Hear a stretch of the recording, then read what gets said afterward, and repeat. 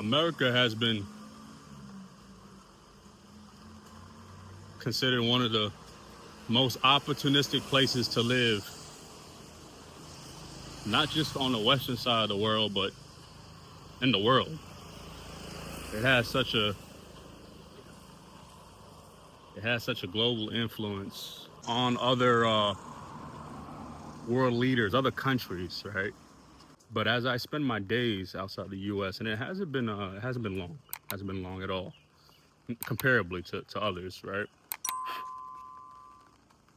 But I've realized something, guys, and I could be off, I could be wrong, it could be different variables, so just bear with me on this.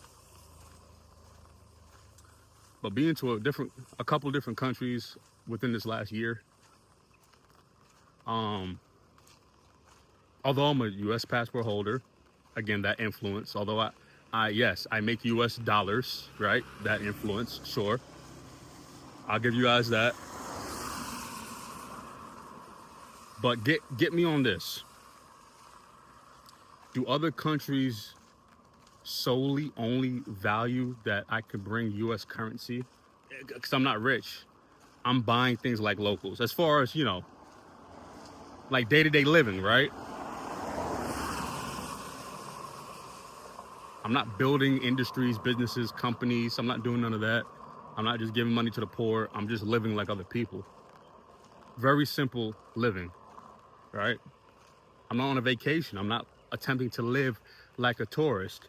Although I will never be a local, I'm not attempting to live like I'm on a vacation. That wasn't the purpose of doing this. The emphasis on slow in front of travel. I have 2 kids. I have a wife. I'm looking to stay places for a couple months towards a couple years. And in tandem, as it benefits me, it can benefit certain economies. We get all that. But I tell this to my wife all the time. Why, as a citizen of America, a citizen, guys, outside of feeling targeted because I am a black / I'm a minority / I am this, I am that. As far as being targeted, directly or indirectly, why is it so hard to live in the most opportunistic place of the world? Like, why, for most of us, feel that it's so hard to get by? So, reflecting on this, it honestly feels like I could be living, or like people currently live, in a third world country. That's what it seemed like is developing. I may be shooting in the dark here. You guys may take defense to that. But I'm an American. I've lived there. I've worked there. I've built there. And it's so hard to develop. I know you guys are going to say, well, you gave up. But just look at the numbers. Look at people that's around you. Look at people that's around in general, right? Like, look at the numbers. Get out your house. Look at it. We live around so much money, yet it's hard to keep it. It's hard to build, but it goes faster. You guys get what I'm saying? In the States, we're at a point where we're having to choose to develop our career or business or to have kids. That's where we're at in 2026. Trump talking about giving us a couple thousand to have some kids. There's certain countries, there's certain states in America, I think like South Carolina, where they're banning abortions. I don't know if it happened yet, so let me know in the comments. Where they're at least planning to ban abortions. The goal is to have more kids. Now let's look at the reason. Why would a country want you to have more kids? You would think on the other end, I thought they're about population control, right? But guys, they need people to work. They need people to develop a cadence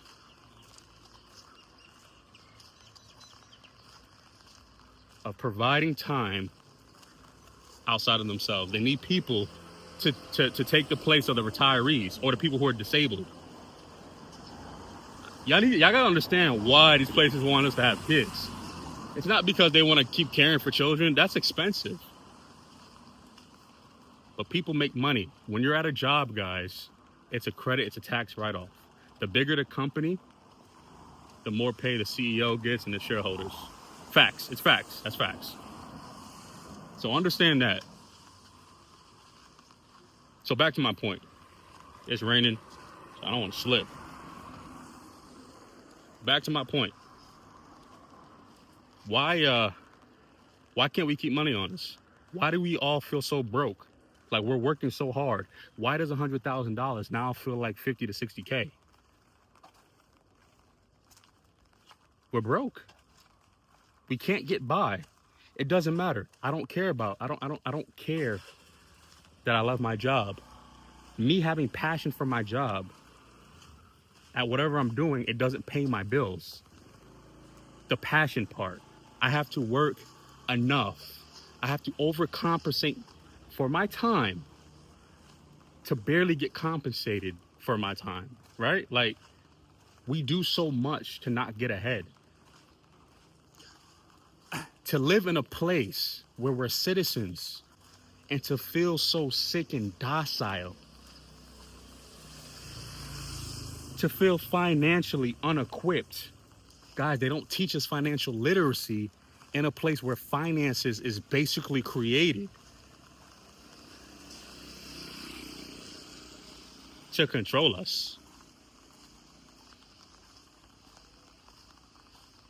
We're controlled with the means, money.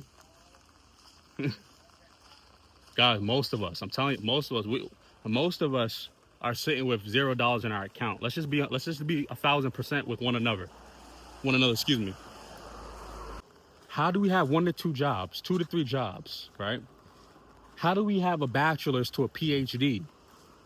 How have we been working for 5, 10, 15, 20, 30, 40, 50, 60, 70 years? And if we bought a house, we still have a mortgage. If we bought a house, we still have taxes. If we're renting, we still can't afford rent. Still working so much, right? Most of us don't have a savings. So most of us will never retire. We don't even have a short-term savings. We can't fund short-term emergencies. We can't fund emergency accidents.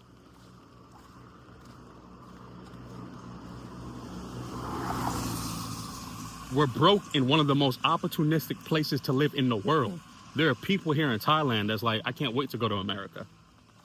And I tell them, go experience it for yourself, you know?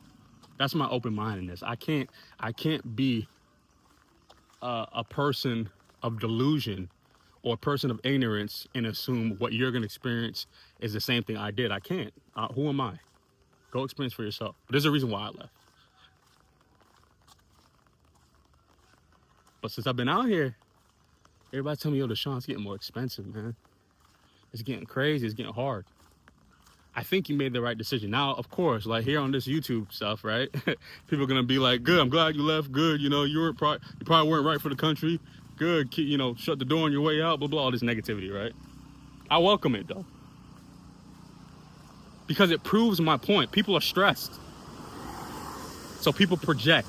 You guys get what I'm saying? It proves my point. You're stressed when you're broke. It's a natural thing because we live in an industrialized world. We don't live from an agricultural standpoint. We're not living off the grass and off the land, literally. So all these people who say I buy land and stuff, it's not for agricultural use for the most part. People want to, you know, like lease it out and build on it and just buy it because it's just a thing. It's like luxurious to buy land. But I'm like, are you really going to use it? Can we really be self-sufficient? We're not even willed and taught that way, you know? We're taught to grow up, learn some shit, get a job. We're kind of taught to hold a job, but at the end of the day, the market and the economy has changed that even if we want to stay on a job, we can't. There's people in their 30s and 40s filing for bankruptcy in the United States of America, the land of the free, the home of the brave, the best place for opportunity, where all the countries people want to go and what all the countries want to be. Yet our people are broke. Our people are broke. Our people depend on a check every week. Every week. If one check gets missed, shit is coming off. People aren't getting fed. This is real life. This is in a first world country, guys. Yet the propaganda with America is selling you to not look outside because there's third world countries. They need us. We're the leaders. Don't believe everything you hear. I've seen less people on the streets begging for money. I promise y'all. I've been to a few places within this last year. I've seen a few. And I've been in Thailand for the majority of the time. There ain't many people on the street begging. The system is different. You know? Hey, what's up, man? How you doing? Yeah, pretty good. You need a ride? No, I'm good, brother. Okay. Okay, man. All right.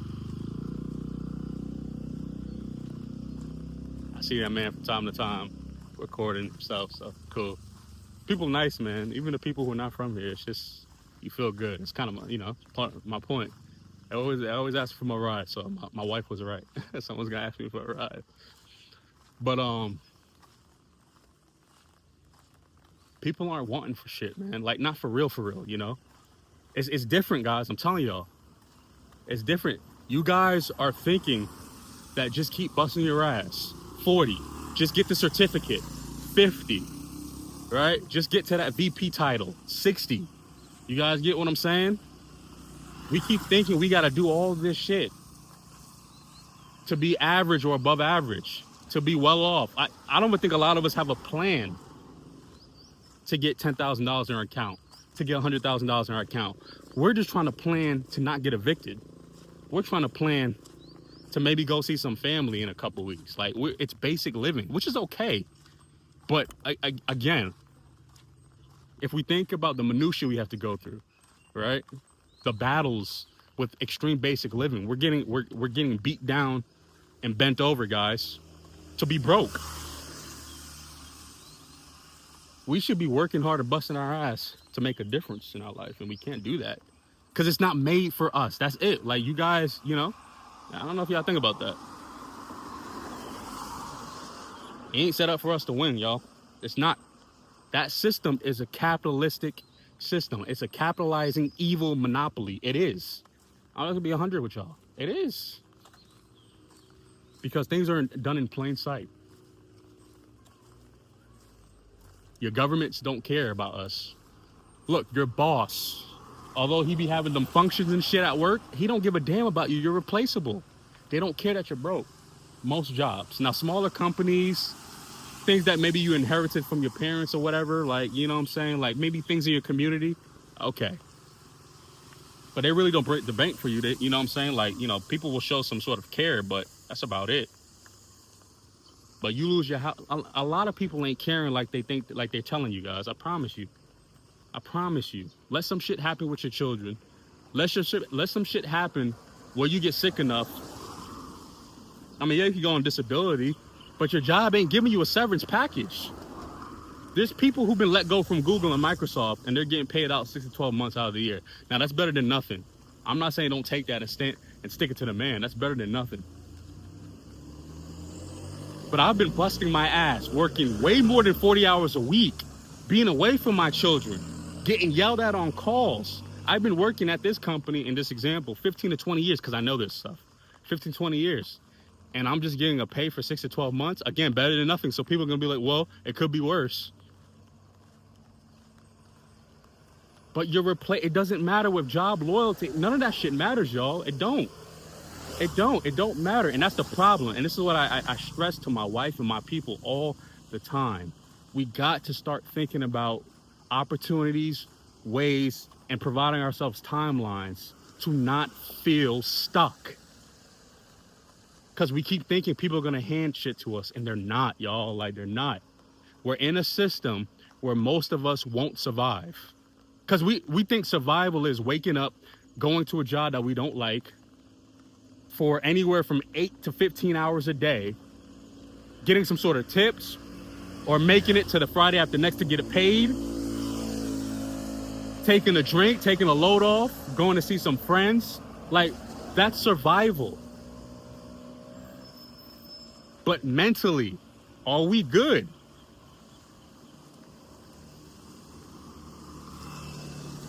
I end here. There's a reason why we don't talk about money. Like, even at work. Well, excuse me. At work, it's basically a taboo. It doesn't really say it in your offer letter, but it's a taboo. You know? But there's a reason why we don't even talk about finances outside of work. That's what I meant to say. Outside of work, we don't talk about that shit. Even though we're all in it, we don't talk about it. We all feel embarrassed. But 9 out of 10 of us is all struggling. But we're all lying to ourselves and each other. It's a weird thing. So now this system that is proficiently sound is now working for us to clash. Whether it's peers in the same department with similar experience on the same job, or it's neighbors, people we go to church with. We don't talk about finances. The system is so strong, y'all. Like it don't it breaks us down, and it provides division. That's it. I talked to a fella from Canada. I met a guy a couple days ago, and this is from Canada. And he's like, man, when I was going to school in Vancouver, that shit was hard trying to make ends meet, because he's paying for at least part of his school, if not all of it. I can't remember fully. Working and going to school, terrible, exhausting. To still not get a job or the job he wants or within the timeline he needs to get a job after graduating, after busting your ass. And I'm like, you're talking about that as if this is now, but he's an older gentleman. So this is what he was experiencing years ago, decades ago.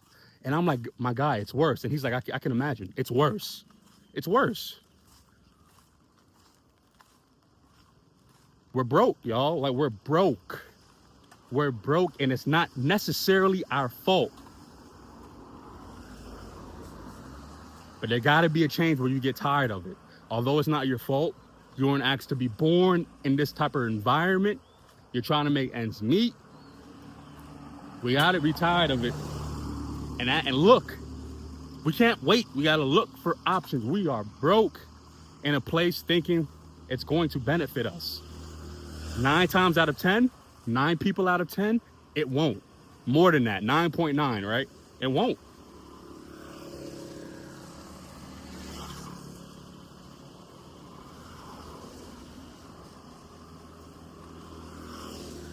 Ain't made for us, y'all. It's not. When we really realize that shit, it actually becomes sad.